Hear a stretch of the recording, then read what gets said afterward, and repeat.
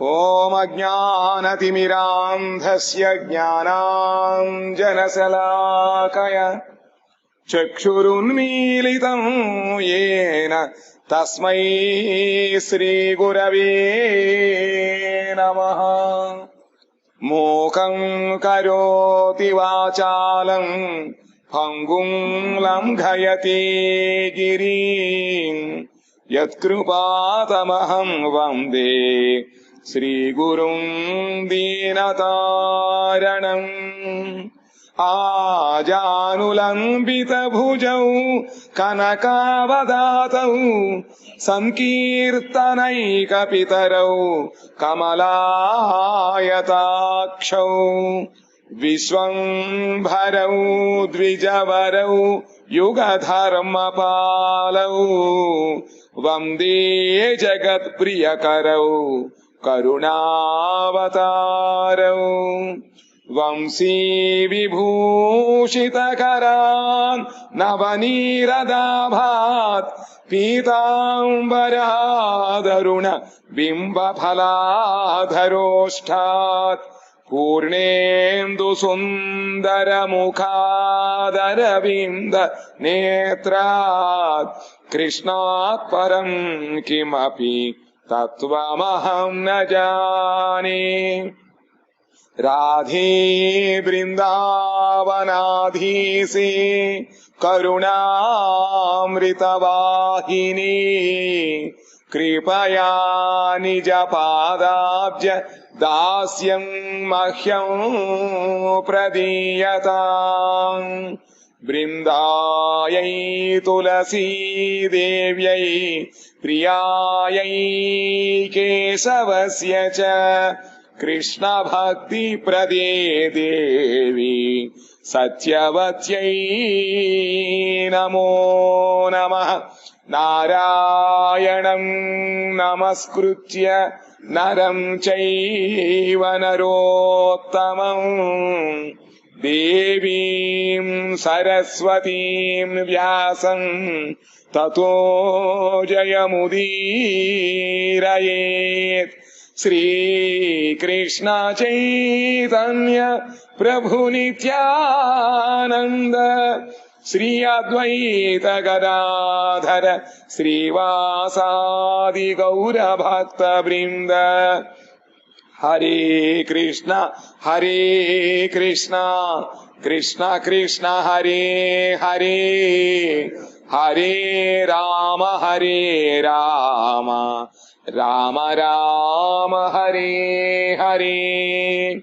తమాదిదేవం కరుణానిదానం తమాలవర్ణం సుహితావతారం అపార సంసార సముద్ర సేతుం భజామహే భాగవత స్వరూపం. శ్రీమద్భాగవతం చతుర్థ స్కందములో 24వ అధ్యాయములో శివుడు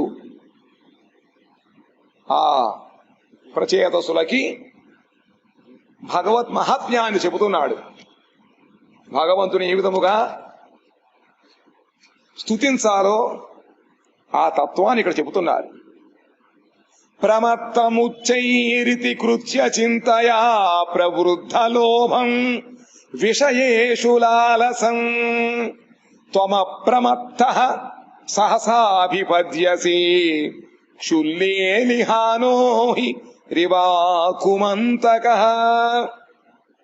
అత్యంత విషయాసక్తుడగు మానవుని లోభము క్రమముగా వృద్ధి పొందుచుండును. విషయములందు ఆసక్తి ఉండడం వలన లోభము క్రమక్రమంగా పెరుగుతూ ఉంటుంది తప్ప ఎప్పటికీ తగ్గదు. దాని వలన అతడు ఏ పని ఎప్పుడు చేయవలయునను భావనతో మిగుల ప్రమత్తుడయుండును. ఆ విషయ భోగాలయందు లోభం ఉన్న కారణము చేత మాటి మాటికి వృత్తి పొందుతుంటే ఎప్పుడు ఏ పని చేయాలో ఏమీ తెలియకుండా ఆ విధముగా విషయములందు ఆసక్తుడైపోయి ప్రమత్తుడై ఉంటాడు. ప్రమత్తత అంటే అభినివేశము కలిగి ఉండడము, వాటి యందే మనసు ఉంచడము, జాగ్రత్త లేకుండా ఉండడం. అప్రమత్తుడు అంటే సావధానముగా ఉండడము, నిఘా వేసి కూర్చోవాలిట. కానీ విషయాల యందు ఆసక్తి ఉన్న కారణముగా ఏదో అయిపోతోంది, అయిపోయిన తర్వాత చివరిలో అనుకుంటాం అయ్యయ్యో రోజు గడిచిపోయింది, 9 నిద్ర వచ్చేస్తుంది కానీ హరినామం చేసుకోలేకపోయాను. పగలనుకుంటాం సాయంత్రం రాత్రి చేయిస్తలే తగుబా త్వరగా భోజనం చేసి పూజ చేసుకుందాం అనుకుంటాం. కానీ ఆ అయ్యేటప్పటికీ నిద్ర ముంచుకుని అది గొప్పని ఎవరు పీచు పని చెబుతారు. అయిపోయింది, ఆ మూడ్ కాస్త చెదిరిపోయిందండి. ఇంకంతే. ఆ విధంగా ఉంటుంది మన యొక్క స్థితి. చేతిలో కర్ర లేదు, చెవుల్లో ఇయర్ ఫోన్లు లేవు, ఏమైనట్టు. ఇంకా నీవు అప్రమత్తుడవై అంతక స్వరూపముతో ఆకలిగొనియున్నట్టియు చెంచలమగు జిహ్వగలదియునగు సర్పము మూషికమును పట్టుకొనున్నట్లు ఈ జీవులనందరను అతర్కిత భావముతో ఆక్రమింతువు. అతర్కిత భావం అంటే ఇంక నోరెత్తడానికి వీల్లేదు. అతర్కిత భాగం అంటే ఇంక నోరెత్తడానికి, నోరు మెదవడానికి వీల్లేదు. ఎలా పట్టుకుందండి, ఇంకెవరు సమాధానం ఇంకెవరు చెప్పలేరంతే. ఏమిటిట? నీవు అప్రమత్తుడివై, మనమందరం ప్రమత్తులై ఉంటాం. కాను భగవంతుడు ఎప్పుడూ కూడా ఎప్పుడు ఏ పని చెయ్యాలో ఆయన ఒక సెకనులో 100 వంతు కూడా పొల్లుపోకుండా సరిగ్గా ఖచ్చితంగా భగవంతుడు చేస్తూ ఉంటాడు. అంత సావధానంగా ఉంటాడు. ఆ విధంగా ఆయన అప్రమత్తుడై అంతక స్వరూపముతో, అంతక స్వరూపం అంటే సంహరించేటువంటి ఏది మృత్యు స్వరూపముతో ఆయన ఆకలి కొనియున్నట్టియు చంచలమగు చివ్వ కలిదియగు సర్పము. ఎలాగట? మంచి ఆకలిగా ఉందిట పాము.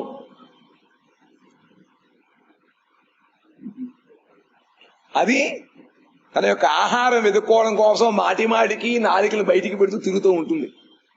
తిరిగి దానికి కనుక ఒక ఎలక దొరికినట్లయితే ఏ విధముగా అసలు మామూలుగానే పాముకి ఎలక కనపడితే వదిలిపెట్టదు. అదే మెత్తగా ఉంటుంది, మరి అసలు ఉడుకుని బాగా కొట్టుకుంటాయి. ఇంకా ఆకలిగా ఉంటే అసలు వదులుతుందా?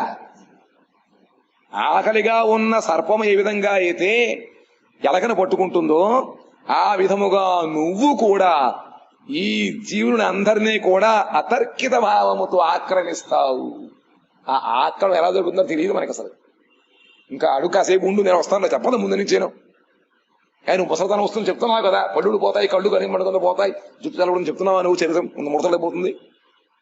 ముసలితనం వస్తువులు చూపిస్తున్నావి. ఆ విధంగా మాకు ముందుగా కొంచెం 2 రోజుల ముందు చెప్పదా, మాకు ఇంటిమేషన్ ఇవ్వద్దా, చస్తున్నట్టుగా సర్పి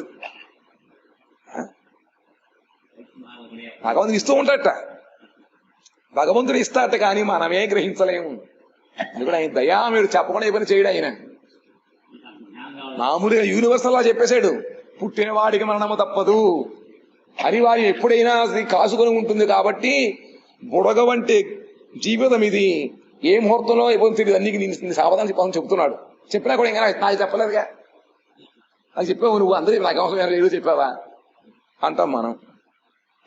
ఇది తర్కం ఇంకా ఉండదు. అతర్కిత భావముతో ఆక్రమిస్తాడు భగవంతుడు.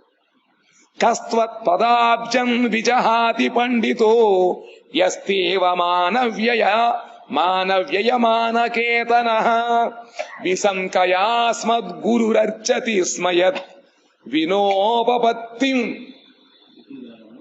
ఏం అదుకుతూ ఉంటారు అంతే అలవాటు. వినోపపత్తిం మనవశ్చతుర్దశ. నీ పట్ల అనాదరము చూపిన మానవుడు నాశనము పొందును. అండరం చేసుకోవాలి దీన్ని.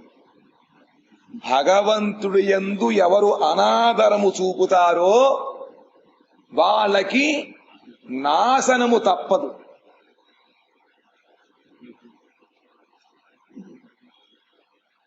ఆదరముతో భగవంతుని సేవించాలి. ఒక పెద్ద మనిషిని ఇంటికి పిలిచి కూర్చోపెట్టి మన వాళ్ళు మనం చేసుకుని ఉంటే, గమనించకుండా ఉంటే ఎలా ఉంటుంది? ఆ విధముగా భగవంతుడి పట్ల, భగవత్ సేవ పట్ల అక్కడ అనాదరం చూపించడం అయిపోయింది అసలు. చాలా జాగ్రత్తగా ఉండాలి. అది ఎవరు కొడుతుంది? యజమానికి కొడుతుంది. అంత సులభం కాదు అది. నేను చేసే పాడు పనుల యొక్క అవసరానికి గురువు గారికి పెడుతుంది. అది బిడ్డలు చేసే తండ్రికి పెడుతుందో ఆ విధముగా శిష్యులు చేసేటువంటిది గురువు పెడుతుంది. ఆ విధముగానే మనం చేసిన కార్యక్రమాన్ని కూడా జాగ్రత్తగా గురువు గారు పెడుతుంది మాట, యజమానికి పెడుతుంది అనమాట. ఇంట్లో కూడా అంతే. కాబట్టి ఎవరైతే భగవంతుడి పట్ల అనాదరము చూపిస్తారో వాళ్ళకి నాశనము తప్పదు. నాశ భయముతో లోక గురువగు బ్రహ్మ వరకు నీ చరణారవిందములను అర్చించుచుందురు.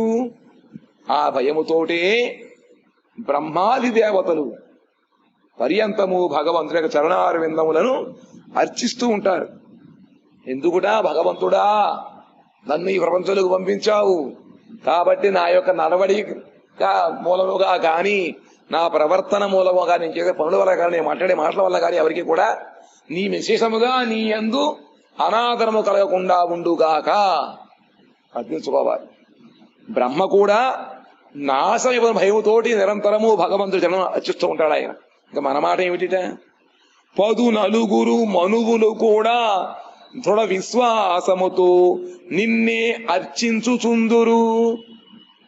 14 మనువులు వాళ్ళు కూడా భగవంతుడిని దృఢ విశ్వాసముతో అర్చిస్తూ ఉండాలి. డ్యూటీ కూడా దృఢ విశ్వాసం ఉండాలి.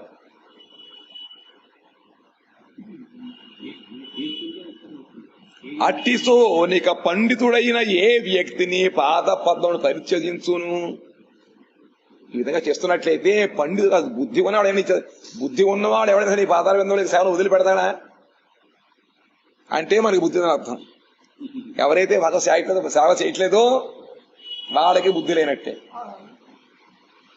కాబట్టి ఏమాత్రము కాస్త పాండిత్యమున్నా, పాండిత్యం అంటే ఇక్కడ ఏదో ఎంఫిల్లో చదవక్కర్లేదు, యుక్తాయుక్త విచక్షణ జ్ఞానం ఉండడాన్నే పండితుడు. భగవతత్వ జ్ఞానం ఉండడమే, భగవంతుడే సర్వస్వం తెలుసుకుందమే పండిత్యం.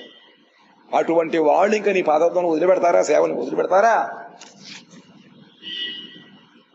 అద త్వమసినో బ్రహ్మ పరమాత్మన్ విపశ్చితాం విశ్వం రుద్ర భయధ్వస్తం అకుతశ్చిత్ భయాగతి. దేవా, ఈ విశ్వము రుద్రుని భయముతో విధ్వస్తమగుచున్నది. ప్రళయమునకు అధిదేవత ఎవరు? రుద్రుడు. కాబట్టి ఆ రుద్రుని భయము చేత విధ్వస్తం అవుతూ ఉంటుంది ఈ విశ్వము. ఈ సమయమున నీవే మాకు గతివి. కాబట్టి ఈ సమయంలో రుద్రుని ఆశ్రయిస్తే ఆయనే సంస్కృతిని ఆయనకి పరిస్థితులు ఆయన ఆదుకుంటాడు.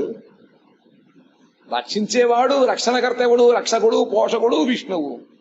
సృష్టికర్త బ్రహ్మ.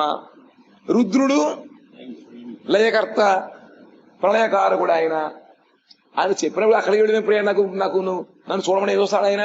ఆయన పని విధ్వంసం చేయడం, ప్రళయము. ఆయన దీన్ని రక్షించమని రక్షిస్తాడు ఆయన. అందుకని ఏం చేయాలి? పైకి రుద్రుడు చెప్తుండేది ఈ విషయం. కాబట్టి ఓ భగవంతుడా, ఈ సమయమున నీవే మాకు గతివి. నీవు మాకు గతివి అయినచో ఇక ఏ వస్తువు వలన కూడా మాకు భయము కలుగునను సందేహం ఉండదు.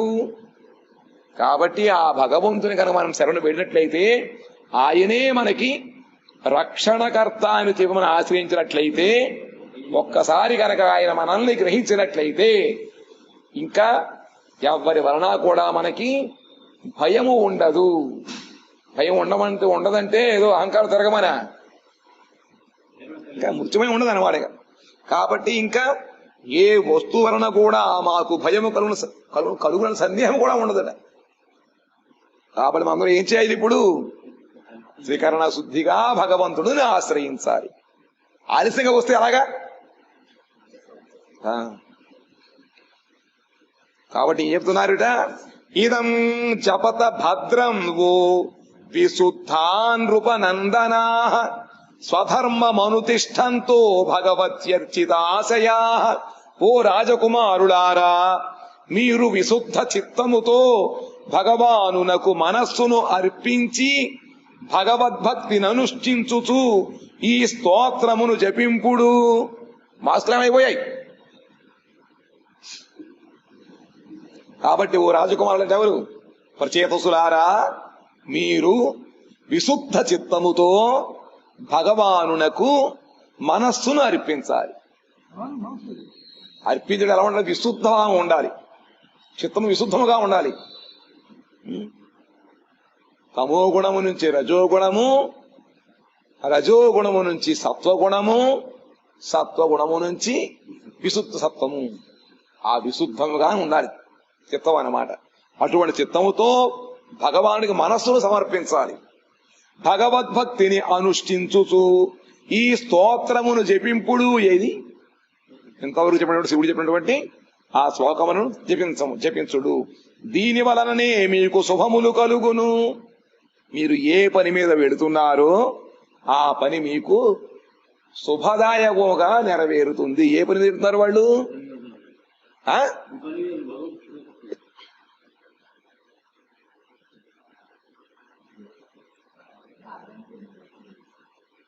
కూర తరగడం కోసమా? చూడడం కోసం వెళ్తున్నాడు. ఎందుకు వెళ్తున్నాడు? వాళ్ళందరూ ఎందుకు వెళ్తున్నారు? ఇంతకీ వాళ్ళు ఎవరబ్బాయిలుట?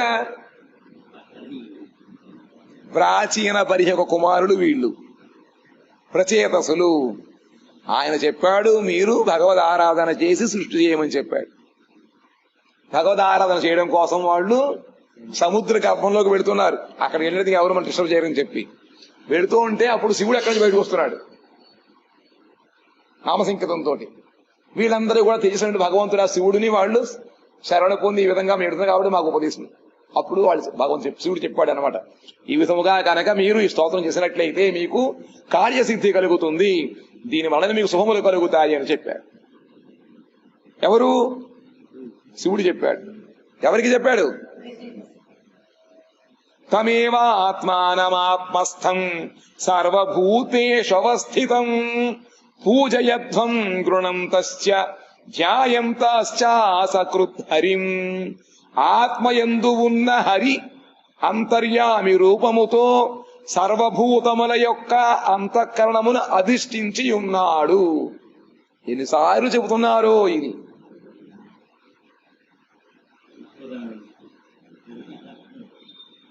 కాబట్టి సర్వభూతముల యొక్క హృదయములు అంతర్యామి రూపముతో భగవంతుడు అంతఃకరణమును అధిష్ఠించి ఉన్నాడు. నిరంతరము ఆయన గుణములను కీర్తించుచు స్మరించుచు ఆయనని ఆరాధింపుడు. అందువలన మనం చేస్తే వెంటనే ఆయనకి అందిపోతుంది. ఎందుకంటే మనలో చాలా దగ్గరగా ఉన్నాడు కాబట్టి భగవంతుడు పరమాత్మ రూపముగా ఆయన గుణములను మనము కీర్తిస్తూ స్మరిస్తూ ఆయనని ఆరాధిస్తూ ఉండవాలి. ఎప్పుడుడా? నిరంతరము.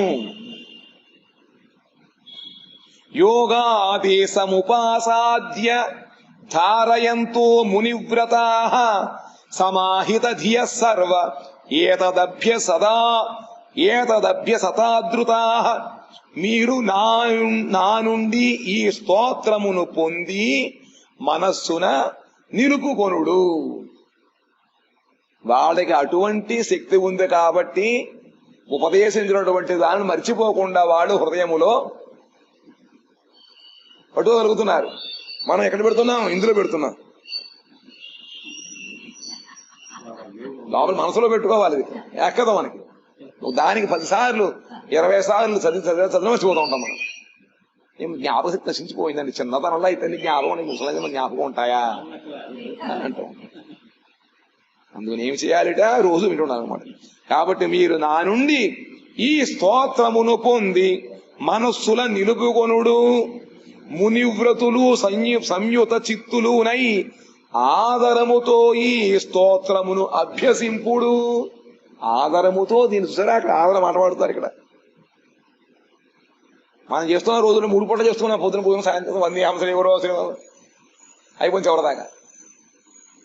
మనం సాయం చెప్పుకుంటున్నాం. ఆదరం ఉందా? మనసు పెట్టి చదువుతున్నామా? ఆయన మించి ఈయన మించి ఆయన అక్కడగా అయిపోతుంది. అయిపోయింది, అంతే అయిపోయింది. హరిహర ఆయన రామకృష్ణ యాదవ్ ఆయన అమ్మయ్య అయిపోయింది. ఇలా ఉంటే అవుతుందా? ఏమంటున్నారుట, దీని స్తోత్రాన్ని చక్కగా మనము ఏమి చేయాలి? మనసును నిలుపుకొని మునివ్రతులు సంయుక్త చిత్తులు. మునివ్రతులు అంటే చెప్పిన దానిని మననము చేసుకునేటువంటి వాళ్ళని మునులు అంటారు. ఇతర విషయములందు మౌనము వహించాలి.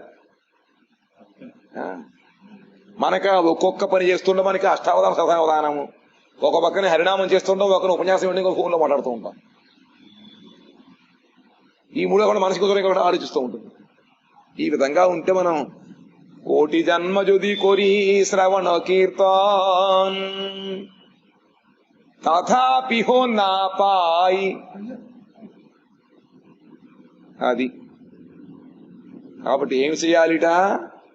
గురువుగారు చెప్పిన విషయములను ముందు మనము చక్కగా మనసులో నిలుపుకోం. ఏమో చెబుతూ ఉంటారు, ఆయనకేమండి చెప్పగా చెబుతూ ఉంటారు. మన పని మనదే, ఆయన పని ఆయనదే. ఇప్పుడు మనం బాగుపడేది ఇంకా పాడు గురుముఖ వాక్కు చిత్తితే కొరియా ఇక్క ఆర్న కొరిహోమని పాడేస్తూ ఉంటాం. గురువు గారి యొక్క ముఖం అనేటువంటి పద్యం వచ్చినటువంటి వాణిని మనము హృదయములో ధరించి అది తప్ప ఇతర విషయం ఆశలు పెట్టుకోకుండా సాధన చేయని అర్థం. చిత్తితే కొరియా ఐక్య చిత్తములో కూడా మనకి ఒక ఉంటుంది కదా, అది ఇది తాదత్యం చెందాలి. అంటే ఆయన చెప్పిన విషయం మనం చేయాలి, మన సొంత పత్రం కుదరదు. అలా చేస్తూ చేసినట్లయితే అప్పుడు ఆర్నా కొరి, ఇంకా మిగతా విషయం నువ్వు ఆశించకు. ఆ విధంగా పొంది చక్కగా దాన్ని మననము చేసుకుంటూ సంయత చిత్తులు. అందరు తీసుకుని చెప్పడానికి వ్యాఖ్యానం ఏముంది? సంయత చిత్తులు అయ్యి ఆదరముతో స్తోత్రము చెయ్యాలి. ఆదరము అంటే అన్నీ ఒకటి. ఆదరం అన్నా ప్రేమన్నా నిష్ఠ మళ్ళీ లోపల. ఆదరం అంటే అది మనసులో కూడా విషయం, ఆంతరిక విషయం అన్నమాట. అది ఆయన ఎందు కనీసం ముందు కాస్త భయము గౌరవం ఉండాలి. ఆ రెండు ఉంటే అప్పుడు మనకి భక్తి కలుగుతుంది క్రమక్రమంగా. కాబట్టి ఆధారముతో స్తోత్రం అభ్యాసము చేయమన్నారు. ఎవరు చేయమన్నారు? శివుడు చేయమన్నాడు. ఇదమాహ పురాస్మాకం భగవాన్ విశ్వసృక్పతి భృగ్వాదీనామాత్మజానాం శిశ్రుక్షు సంశిశ్రుక్షతాం. పూర్వకాలమున ఐశ్వర్యవంతుడగు బ్రహ్మ సృష్టి చేయదలచి నాకు సృష్టి కార్యోన్ముఖులగు భృగువు మున్నగు ఆత్మజులకు ఈ స్తోత్రమును బోధించెను. పూర్వకాలం మా తండ్రిగా చెప్పారని విషయాలని అంటున్నారు. ఎవరు? శివుడు అంటున్నాడు. శివుడు తండ్రి ఎవరు? బ్రహ్మగారే కదా. బ్రహ్మగారు ఆయన ఐశ్వర్యవంతుడైనటువంటి బ్రహ్మగారు సృష్టి చేయదలచి మమ్మల్ని తన మానసు నుండి పుట్టించిన తర్వాత ఎవరెవరికిట? శివుడికి, ఇంకా భృగువు మున్నగుడు ఆత్మజులు కుమారుడికి, అందరికీ కూడా ఈ స్తోత్రాన్ని బోధించారు. పిల్లలకి మీరేం బోధిస్తున్నారు ఇప్పుడు? ఏ విధంగా మొబైల్ వాడాలో, ఎలా ఫోన్ వాళ్ళకి వచ్చేస్తామో చెప్పక్కర్లేదుట. మనం మరి ఏం నేర్పుతున్నారు వాళ్ళకి? పిల్లలకి చిన్నప్పుడైతే ఉమ్మడి కుటుంబంలో తాతలు అమ్మమ్మలు వాళ్ళు ఉండేవారు, నానమ్మలు. వాళ్ళేమో ఒకసారి దాయిదాన్ని ఆడిస్తూ పద్యాలు చెప్పేవారు. ఇప్పుడు వాళ్ళని ఉంచుకోరు ఇంట్లోనూ. వాళ్ళేమో 3 రాకుండా పెట్టేస్తారు, ఏదో ఎక్కడో అయిపోయింది అంతే.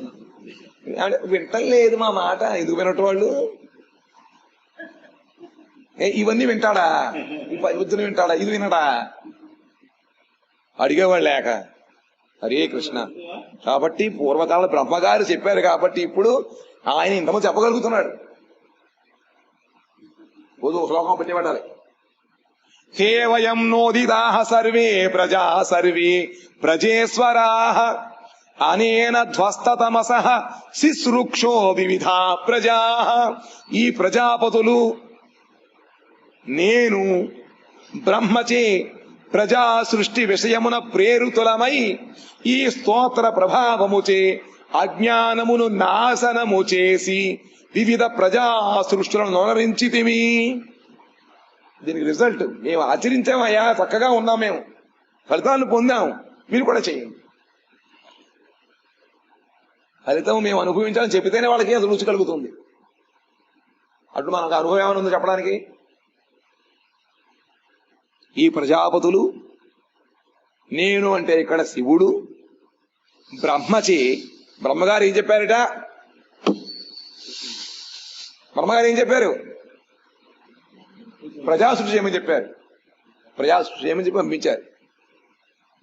అని చెప్పేటప్పుడు ఏమైనా వాళ్ళు ప్రేరితులై ఈ స్తోత్రాన్ని వాళ్ళు చక్కగా స్తుతి చేయడం వలన ఎలాగా ఆదరముతోటి మననముతోటి చక్కగా సంయత చిత్తులై చేయడం వలన అప్పుడు అజ్ఞానము నాశము చేసి, అజ్ఞానం పోయి వివిధ ప్రజలను వాళ్ళు సృష్టించగలిగారు.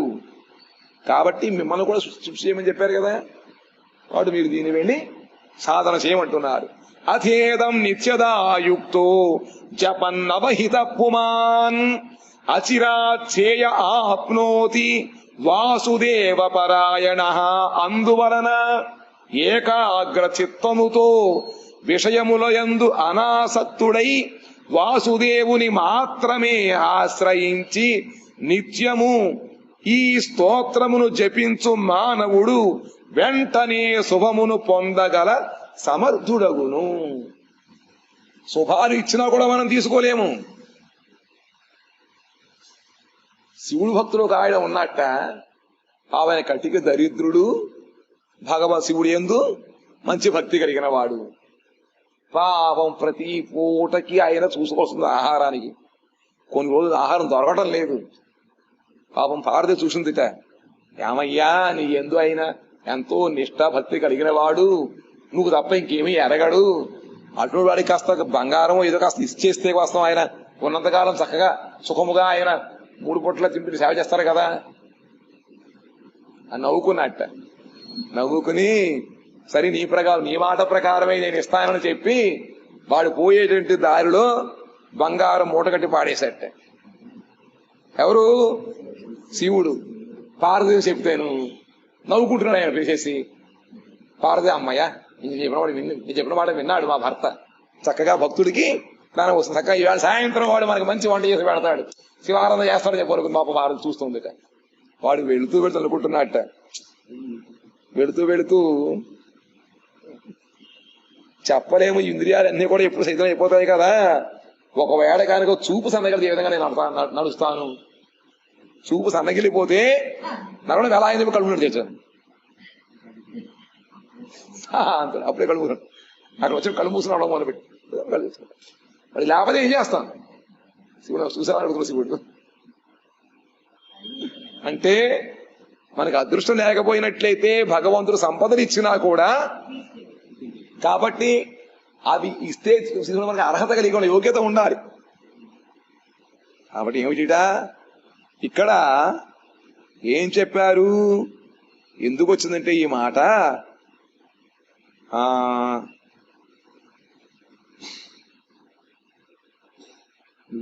ఏకాగ్రత విషయములందు అనాసక్తుడై వాసుదేవుని మాత్రమే ఆశ్రయించి నిత్యము స్తోత్రమును జపించు మానవుడు వెంటనే శుభమును పొందగల సమర్థుడు. శుభాలు అన్ని చోట్ల ఉన్నాయి. శుభాలు పొందడంలో కూడా మనకు అర్హత కలగాలి, సమర్థత ఉండాలి కదా. అది అంటే మనకుండేటువంటి అంతకుముందు ఉన్నటువంటి ఏ దురదృష్టమో లేకపోతే ఏవైతే ఉన్నాయో మన శుభం పొందడానికి అడ్డంకులు తొలగిపోతాయి అన్నమాట. అడ్డంకులు ఉంటే శుభాలు ఉత్సవాలు పొందలేమే, భక్తులుగా అయిపోతుంది మన పని. అందుకనే అది పొందడానికి మన సమర్థత కలగాలి. ఆ సమర్థత ఎలా ఉంటుందిట? ఈ భగవంతుడి యొక్క ఈ ఏకాగ్ర చిత్తముతో, ఒకటి చిత్తము ఏకాగ్రతముతో ఉండాలి. అక్కడే మనం ఫెయిల్ అయిపోయాం, అంతే. వెనకపోమన్నారు. చిత్తమును ముందు ఏకాగ్రముతో భగవంతుడి యొక్క స్తోత్రము చేయాలి. రెండవది విషయములందు అనాసక్తత. మూడవది వాసుదేవుని మాత్రమే ఆశ్రయించి, ఎందుకంటే ఈ స్తోత్రము వాసుదేవుడిది కాబట్టి ఆయన మాత్రమే ఆశ్రయించి నిత్యము ఈ స్తోత్రాన్ని జపించాలట. అటువంటి మానవుడు వెంటనే శుభములను పొందగల సమర్థుడగును. ఎవరు చెబుతున్నారు? శ్రేయసామిహ సర్వేషాం జ్ఞానం నిశ్రేయసం పరం సుఖం తరతి దుష్పారం జ్ఞాన నౌర్వ్యసనార్ణవం. ఈ లోకముననున్న శ్రేయస్సులన్నింటిలోనూ శుద్ధ భగవద్ జ్ఞానమే అంతిమ శ్రేయస్సు. ఎన్ని రకాల శ్రేయస్సులను ఇచ్చేటువంటి ఉన్నాయో అందులో అంతకన్నా ఏదిట శుద్ధ భగవత్ జ్ఞానము, అభేద బ్రహ్మానుసంధాన జ్ఞానము, శుష్క జ్ఞానం ఇవి కాదు. భగవతత్వత ఆ భగవతత్వజ్ఞానం మనకి కలగాలి. అది ఎలా వస్తుంది? భగవంతుడిని ఆశ్రయించి చేస్తుంటే వస్తుందన్నమాట. కాబట్టి ఇప్పుడు చెప్పింది శుద్ధతత్వం, అది శుద్ధ జ్ఞానం అన్నమాట, శుద్ధ భగవత్ జ్ఞానం. కాబట్టి మనకి శ్రేయస్సు కలిగించేటువంటి విషయములలో కన్నా ఉత్తమ శ్రేయస్సు, అంతిమ శ్రేయస్సు ఇచ్చేటువంటిది శుద్ధ భగవద్ జ్ఞానము. అటువంటి జ్ఞానమును నౌకను ఆశ్రయించిన వాడు దుస్తరములగు వాసనలచే నిండి ఉన్న సంసార సాగరమును అనాయాసముగా దాటగలడు. మనకు వచ్చే లాభం ఏమిటండి? ఈ శుద్ధ భగవతత్వ జ్ఞానాన్ని మనం ఆశ్రయిస్తే మనకు వచ్చేటువంటి లాభం ఏమిట? ఇదియే మనల్ని సునాయాసముగా ఎన్నో దుస్తరము అంటే తరణము దాటడానికి శక్యము కానటువంటి ఈ సంసారం అనేటువంటి సముద్రము, పైగా ఇందులో రకరకాల వాసనలు అని విషయ వాసనలు వాటిని అవి నిండి ఉన్నాయన్నమాట. అటువంటి సంసార సాగరమును అనాయాసముగా దాటగలడు. ఎటువంటి కష్టము లేకుండా సునాయాసముగా చక్కగా వోల్వో బస్సులో కూర్చుని పెడితే ఎంత సుఖముగా ఆనందముగా ఉంటుందో అంత సునాయాసముగా మనం సంసార సముద్రం దాటగలుగుతాం.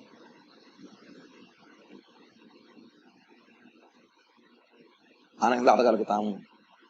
యజిమం శ్రద్ధయా యుక్తో మద్గీతం భగవత్ స్తవం అధీయానో దురారాధ్యం హరిమారాధయత్యసౌ. నేను గానము చేసిన ఈ భగవత్ స్తోత్రమును శ్రద్ధతో పఠించువాడు దురారాధ్యుడగు శ్రీహరిని కూడా అనాయాసముగా ప్రసన్నునిగా చేయగలడు. కేవలము సంసార సముద్రాన్ని సుఖముగా దాటడమే కాకుండా నెత్తి నోరు ముత్తుకొని తపస్సు చేసిన కూడా వేలాది సంవత్సరములు తల కింద తపస్సు చేసిన కూడా ఏ భగవంతుడైతే వాళ్ళు దొరకడం ప్రత్యక్షం కావటం లేదో అటువంటి భగవంతుడు సునాయాసముగా ప్రసన్నుడవుతాడు. ఎవరికి? ఎవరి తత్వాన్ని ఈ స్తోత్రం శ్రద్ధతో పఠిస్తూ ఉంటారో అటువంటి వాళ్ళకి భగవంతుడు అనాయాసముగా ప్రసన్నుడవుతాడు. విందతే పురుషో ముష్మాద్యద్యచ్చ సత్వరం మద్గీత గీతాత్ సుప్రీతాత్ శ్రేయస ఏకవల్లభాత్. మానవుడు అంటే ఎవరు? మానవుడు అంటే ఎవరు? మనందరం మానవులమే. అనుమానంగా ఉందా? మనం అందరూ మానవుని పేరుకు వచ్చిందిట. మనువు నుంచి మనందరం వచ్చి మన మానవులు అయ్యా. మనువు మానవులు ఒక ప్రథమావస్థ బాలకుడు. మానవులు అందరూ ఏం చేయాలిట? మానవుడు స్థిర చిత్తముతో నేను గానము చేసిన ఈ స్తోత్రము ద్వారా సర్వ శ్రేయస్సులకు ఏకైక ఆశ్రయుడకు భగవానుని సంతుష్టిపరచి ఆయనను ఏ ఫలమునకై ప్రార్థించును అది వానికి లభించును. ఈ విధముగా మానవుడు చక్కగా శివుడు ప్రత్యక్ష ఉపదేశించినటువంటి ఈ స్తోత్రాన్ని నిత్యము కనుక ఏకాగ్రతతో పఠించినట్లయితే సర్వశ్రేయస్సులకు ఏకైక ఆశ్రయుడు ఎవరు? ఆ శ్రీహరి భగవానుని సంతుష్టిపరచి మన యొక్క ఈ కార్యక్రమం ద్వారా ఆయన సంతృప్తి కలగాలి. విసుకొచ్చేసి పోరా అని చెప్పి చేయడం కాదు. రోజు జరుగుతుంటే విసుకొచ్చేస్తుంది. అలా విసుగు రాకుండా మనం జాగ్రత్తగా స్తోత్రం చేయాలట. రోజు అడిగితే విసుగు రాదు. అసలు అడుగుతుంటే అడగకూడదు. స్తోత్రం చేయమన్నారు, అడగమన్నారా? అడగకూడదు, చక్కగా స్తోత్రం చేస్తూ ఉండాలిట. ఆ విధంగా స్థిరచిత్తముతోటి చక్కగా స్తోత్రము చేయడము ద్వారా సర్వ శ్రేయస్సులకు ఏకైక ఆశలు భగవంతుడు సంతృప్తి అయ్యాయిన మనము ఏ ఫలముని మనసులో అనుకుంటామో అది సిద్ధిస్తుంది. ఇంకా అంతకుముందే చెప్పారు, ఇతర విషయములందు ఆసక్తి ఉండడానికి వీల్లేదు, ఏమి కోరుకోకూడదు. ఏమి కావాలి మనకు వచ్చేది? నీ సాన్నిధ్యం తప్ప ఇంకేమి కోరను. ఆ విధంగా ప్రార్థించినట్లయితే అది త్వరగా లభిస్తుంది. కాబట్టి నోట్ చేసుకో, భాగవతం 4వ స్కందములో 24వ అధ్యాయములో ఎక్కడి నుంచి ప్రారంభమవుతోంది చెబుతున్నా. శ్రీ రుద్ర ఉవాచ 33వ శ్లోకము నుంచి ప్రారంభమయ్యి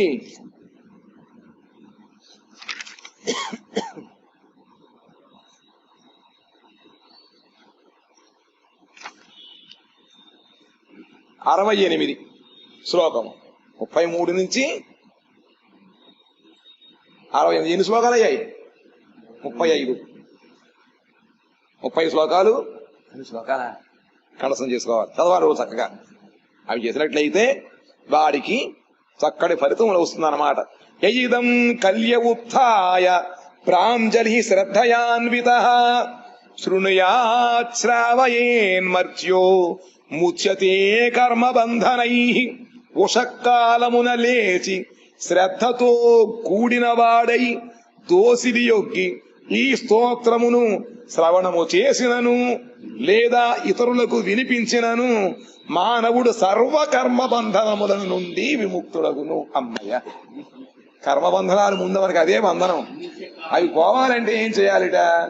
చక్కగా ప్రతిరోజు కూడా ఉషకాలమున శ్రద్ధ లేచి శ్రద్ధతో కూడి, ఇక్కడ శ్రద్ధతో కూడిన పాచమహంతని కాదు, శ్రద్ధ అంటే ఇక్కడ నిత్య కర్మలు అన్నీ అయిపోవాలన్నమాట.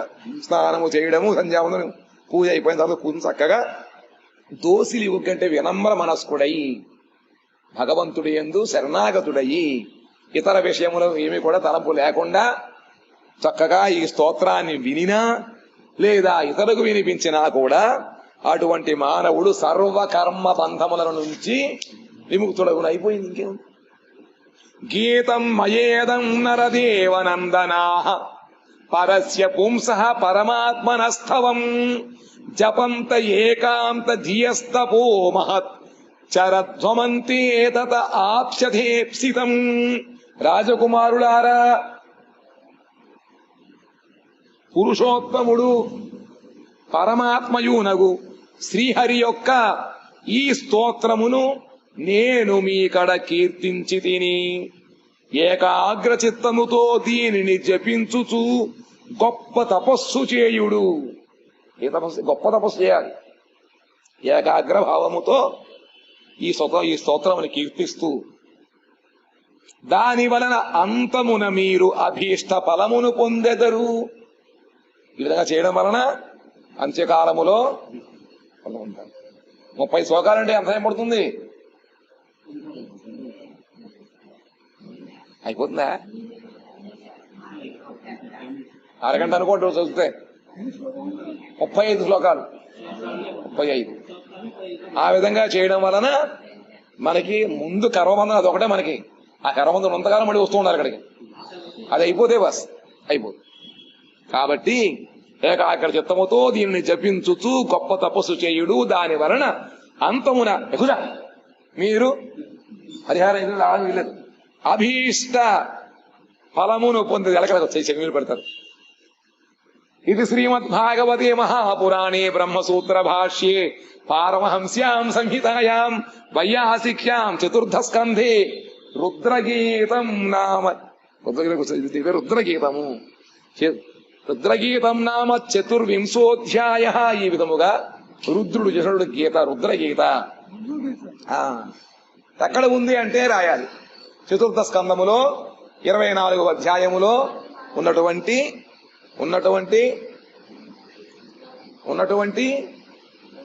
ఈ స్తోత్రమే రుద్రగీత. ఇంకా రేపటి నుంచి ప్రారంభం పురంజర ఉపాఖ్యానం. వాంఛాకల్పతరుభ్యశ్చ కృపా సింధుభ్య ఏవ చ పతితానాం పావనేభ్యో వైష్ణవేభ్యో నమో నమః.